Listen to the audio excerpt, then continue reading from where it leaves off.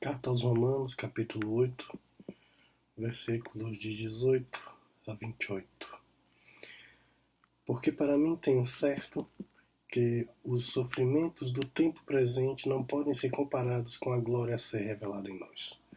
A ardente expectativa da criação aguarda a revelação dos filhos de Deus, pois a criação está sujeita à vaidade, não voluntariamente, mas por causa daquele que a sujeitou, na esperança de que a própria criação seja redimida do cativeiro da corrupção, para a liberdade da glória dos filhos de Deus. Porque sabemos que toda a criação, a um só tempo, geme e suporta as angústias até agora.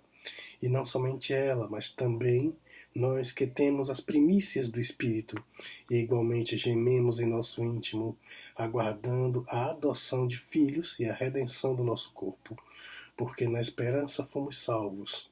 Ora, esperança que se vê não é esperança, pois o que alguém vê, como espera? Mas se esperamos o que não vemos, com paciência aguardamos. Também o Espírito semelhante nos assiste em nossa fraqueza, porque não sabemos orar como convém, mas o mesmo Espírito intercede por nós sobremaneira com gemidos inexprimíveis. E aquele que sonda os corações sabe qual é a mente do Espírito, porque segundo a vontade de Deus é que ele intercede pelos santos. Sabemos que todas as coisas cooperam para o bem daqueles que amam a Deus, daqueles que são chamados segundo o seu propósito. Essa carta foi escrita pelo apóstolo Paulo num momento de grande fervor missionário, quando ele ainda pretendia ir evangelizar na Espanha, onde o evangelho ainda não estava chegado, não havia chegado, e Cristo ainda não era conhecido. Dentro dos planos humanos, era uma grande ideia, mas que, segundo os planos de Deus, não era para ser feito. Paulo nunca foi à Espanha, acabou sendo preso e morto, mas deixa uma grande mensagem. A princípio, a carta de Romanos ela é escrita para uma sociedade que está doente.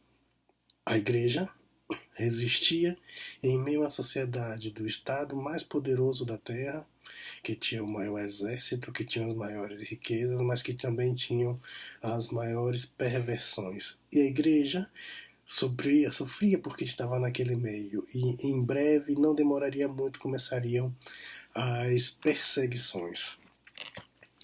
Nesse momento é que Paulo vai falar sobre o sofrimento e a esperança. Ora, sabemos que desde o princípio da queda o sofrimento é uma regra para os seres humanos, porque pela desobediência dos nossos primeiros pais caímos em desgraça perante Deus e o nosso único destino seria sofrer. Paulo vai dizer que o caminho natural, pelas escolhas humanas, ele é sempre levado ao sofrimento, à tristeza, às angústias, e que nada de bom pode se esperar a não ser a esperança, não nos nossos próprios propósitos ou na nossa própria força, mas naquilo que é maior, porque existe um Deus que está acima de nós, que nos provém e que vai nos ajudar e que vai nos fortalecer para que possamos seguir firmes. O primeiro momento que devo notar é que a todo momento nós sofremos por provações. E a provação ela vem no sentido de testar a nossa fé, mas não para provarmos a Deus a nossa fé, mas para provarmos a nós mesmos que tudo isso é possível. E o apóstolo vai dizer isso, ao contar que toda a queda nos leva ao sofrimento e leva a esperanças vãs de que pelos nossos próprios esforços seremos capazes de vencer tudo isso. Muito do que temos visto na sociedade de hoje, a autoajuda, a forma do homem tentar libertar a si mesmo, e alguns já vão até um pouco mais adiante, quando dizemos que somos próprios deuses, somos um pedacinho de Deus, uma centelha divina que está nisso. No meio pro fim, Paulo vai dizer que a esperança daquilo que nós vemos não é esperança, porque se a gente enxerga um caminho, a gente não precisa mais esperar porque a gente já está vendo. A verdadeira esperança está naquilo que não vemos. Quando o desespero é total, a gente chega em uma situação completamente nova e não percebemos nenhum caminho a respeito daquilo. E ele vai fechar essa parte do texto dizendo que todas as coisas cooperam para o bem daqueles que amam ao Senhor. Não são qualquer coisa, não são as coisas boas, ou não são algumas coisas ou muitas coisas, ele vai dizer. Que todas as coisas cooperam, e todas as coisas se acumulam, e todas as coisas indicam que há um caminho, porque existe um Salvador. E existe um lugar seguro para onde vamos, depois dos últimos dias. Que lição prática a gente pode tirar disso? Vivemos também numa sociedade doente, num mundo turbulento, onde em muitos casos a esperança parece que não existe mais. A todos os dias somos colocados em situações novas que nos levam ao desespero. Um trabalho novo, uma cidade nova, uma atividade nova, uma perda de emprego, perda de família, perda de pessoas queridas, a solidão, o nada. E parece que nós não temos mais possibilidade de sofrer. A depressão hoje é uma realidade, muitas pessoas sofrem com isso.